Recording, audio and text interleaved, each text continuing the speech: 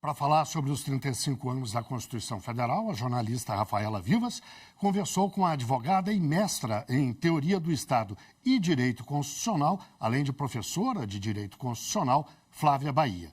Confira a entrevista. E agora, para falar mais sobre os 35 anos da Constituição Federal, eu recebo aqui no estúdio da TV Justiça a advogada e mestre em Teoria do Estado e Direito Constitucional e professora de Direito Constitucional, Flávia Bahia. Doutora Flávia, boa tarde, seja muito bem-vinda. Conta pra gente, temos muito que celebrar nesta data tão importante, né, para o país. Primeiro, muito obrigada pelo convite de estar aqui com vocês nesse momento tão importante de comemorações. Temos muito a celebrar a Constituição de 1988, coração do ordenamento jurídico. Foi uma virada no nosso país. A Constituição devolveu o Brasil aos brasileiros, restaurou a fé e a nossa vontade de transformação. É uma Constituição sem precedentes na história nacional.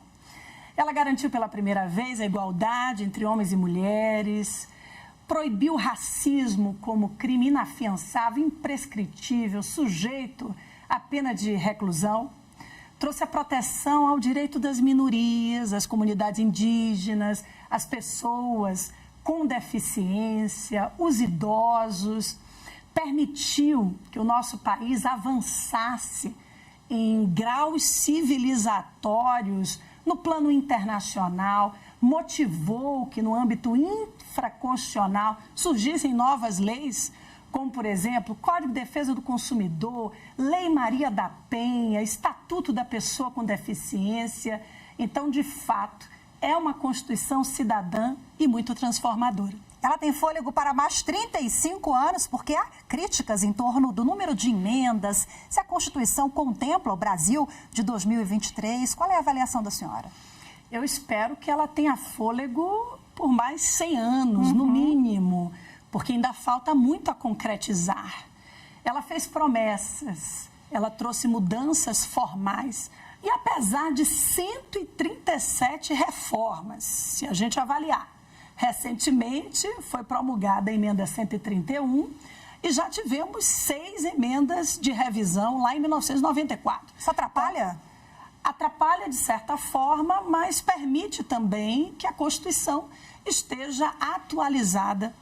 Nem todas as emendas foram assim tão necessárias, mas destacando a moradia, alimentação e transporte, que foram direitos sociais introduzidos por meio da reforma constitucional, a gente teve também alguns ganhos e, principalmente, apesar de todas essas inúmeras mudanças, se preservou a envergadura garantista do nosso texto de 1988. Falando em instituição firme, garantindo direitos e liberdades, o Supremo Tribunal Federal agiu muito rápido, né? No pós-8 de janeiro, um mês depois, as sessões já eram realizadas no plenário físico. Além dessa questão estrutural, o Supremo tem dado respostas ao longo dos últimos 30 anos, quando há omissão do Poder Legislativo ou outras questões que até é acusado, né, entre aspas, aí, de ativismo judicial.